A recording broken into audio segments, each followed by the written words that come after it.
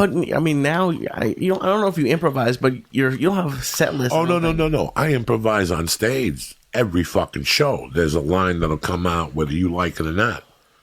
That there's improvised material, because when I started as a comic, the first 6 months I believed that I could be a writer, but I bailed on it. And so what I would do is get one hook to go into a show, and then I rested on my laurels of improvising. So my show became 50-50. So let's say you called me up and said, Joey, I got a show for you. You got to do 30. Even though I know I have 30, I got 18. But I'm going to improvise for 12 and pray to God that it all works out. Ooh, and how often would it work out, though? Not too many. Ooh. Not too many. That's a long time to improvise. That's 12 minutes of improvising. So, but guess what, Lee? 1 out of every 5 shows, I hit a home run out of the park with the improvising. And that would convince you to stick with it? And that would convince me to stick with it. I went to Seattle in 95, and because I went to New York for 9 months. And then in New York, people come out and go, how you doing? My name is Lee. I had a fucked up day today. What do you do, sir? You're a bus driver. You like being a bus driver? So that's New York humor. So when I went to New York, I fell into more of that fucking stupidity humor where you talk to the audience.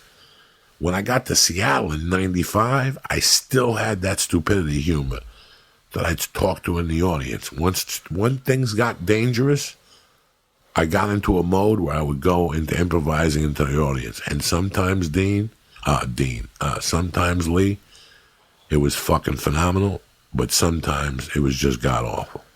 Would you do that at open mics, too? I do it everywhere. Fuck. I thought in the back of my mind I was fucking Johnny Improvise for a long time, and it got me nowhere, but it did get me material. I was going to say... And it did teach me how to take chances. So if you improvised and found something you liked, you'd write it down at the end of the night? Fuck yeah. Okay. But what I mean improvising also is talking to the audience. Crowd work. Crowd work. Crowd work is a bad habit. If you're doing it right now, God bless you. I'm not putting you down at all. But I never liked crowd work. And I did it. And I did it well. But again, it was 50-50. So here I was going on stage with the set people. So let's pretend I had 15 minutes. I would have 3 minutes of material. Then I would improvise for 3, and if that didn't work, I bailed out on the fucking talking to the audience. And eat shit constantly. It seems like a coin toss, because you don't know if they're going to say something good. This is what I'm saying to you. I haven't even tried it yet. This is what I'm saying to you, and you do that so much that your life sucks. I mean, after a year, your life really sucks. Why does it suck? Because you're not getting nowhere. And you know you're not getting nowhere because you're scared to actually sit down and use your fucking pen. This is how it was for me. I refused to sit down and use my pen. Then in 96 in Seattle, something came over me. And I started making notes while I was driving. And that was pretty effective. Notes while I was driving. Just little notes. So again, I would come up with a joke about Lee. I'd come up with a joke about King Kong. I'd come up with a joke about a song. I mean, there was no particular order. And I would go up on stage with those 2 lines, which were funny, 50% of the time, 60% of the time. But the rest of it, I'll give you an example. When you drive from Seattle or Yakima, Washington is considered the Palm Springs of Washington. Okay. I had a gig there one night. And I walk into the fucking hotel room. I lock the door. I put my luggage down. I'm happy as shit. It's a nice hotel. But when I look in the bed, it's one of those beds that if you put a quarter in it, it shakes. Oof.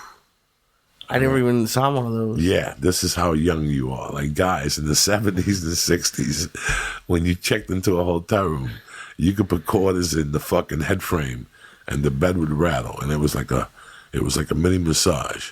That's what it was? Yeah, it was. I thought it was a sex thing. Oh my God! And maybe even a sex thing. I don't know. I was too fucking young. I saw it in Dumb and Dumber. That's the only place. But I went to this hotel in Yakima, Washington. I fucking I looked at this bed, and I was like, holy shit. I go, let me try it. And I put the fucking quarter in. I put the first quarter in, it didn't work. And then I banged it a couple times. And you know me being me, I put the second quarter in, I banged it, and finally it started fucking shaking. And it just made fucking noise like, you know, like I don't know what I weighed. I probably weighed 250 at the time, 240. It was like you with the zip line. It was just too much.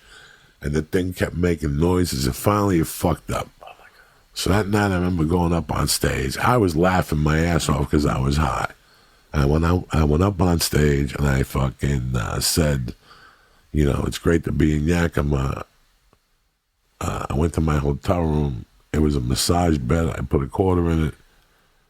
I woke up with a thumb in my ass. Like something stupidly, because the Palm Spring. That's how bad I was, people. That's what I'm trying to say to you. I had no joke writing skills, but I had a way of saying something that I would hook on to something, and if God was smiling on me, I'd have 3 tags. And then eventually I would add, for years I did that Palm Springs joke. I forget it now, I'm not saying it right. Something happens. I put a quarter in there and I had a thumb up my ass. That's the Palm Spring of Washington. I don't know. Bro, we all go through a lot of suffering. Please forgive me for that joke, but that's just to let you know I was no fucking Picasso, and you got to stay with it, you know.